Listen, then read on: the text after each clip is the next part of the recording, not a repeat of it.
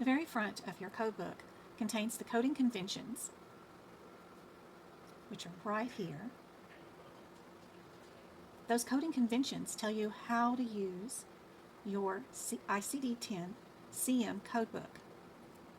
They outline the proper structure of the book, the meaning of any of their punctuation, why they have words written in one area, why they're in brackets in another area, why they might be in quotes in another area, what does with, and, or mean. All the most important information of how to use this book is found right here in your coding conventions, and they are labeled as Part A. Part B right here is your general coding guidelines. Overall, general. How do I handle a patient with acute and chronic conditions all in one? How do I handle routine visits? How do I handle follow-up visits? All that routine and general stuff is in Section B.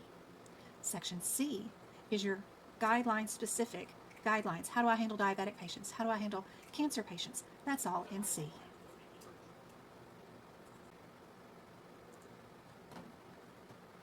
After your ICD-10 guidelines, the index of diseases is next.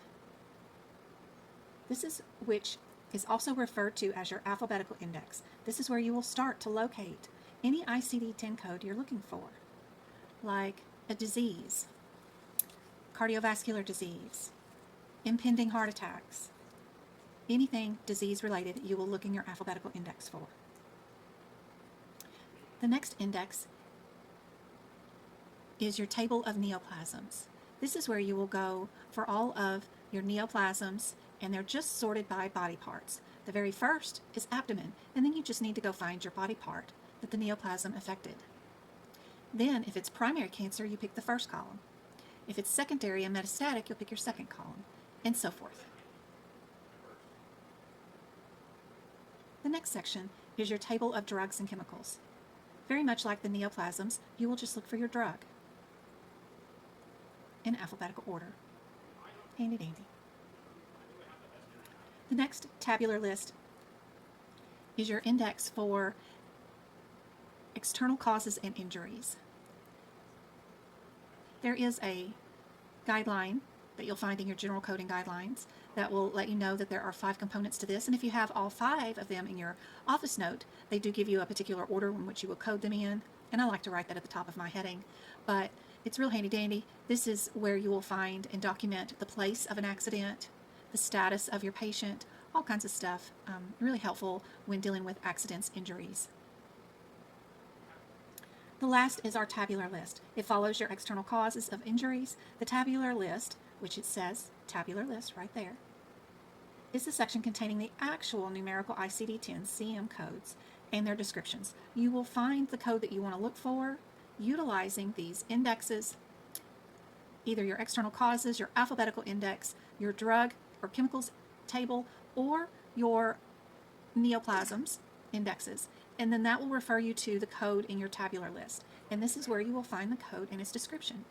One important thing to note, that if your ICD-10 code is 7 digits long, it's always really handy to stop at the first 3 digits. So if you stop at A00 before you go down to A00, 2, 3, 4, whatever, you will find a little hint about your guidelines that are associated with this particular code set at the very beginning of your first 3 digits, and that is really handy dandy. Another noteworthy thing that you have in your index of diseases is that in your general coding guidelines, you've got a guideline about acute and chronic illnesses. In your index of diseases and injuries, you've got these yellow lines that go down on every page, noting the 2nd and 4th indentation level of these codes inside this index. If acute and chronic are not on the same indentation level, then they cannot be billed on the same day. If you've got acute out here and then chronic is indented in further on a different line, then you cannot code them 2 diagnoses on the same day for the same patient. As long as acute and chronic are on the same indentation line, then you're allowed to use that code as a same-day appointment for both diagnoses, and acute always goes first. They've got so many helpful features inside this ICD-10 book, but this is just a small breakdown of what you will find inside your ICD-10 book. I hope this is helpful.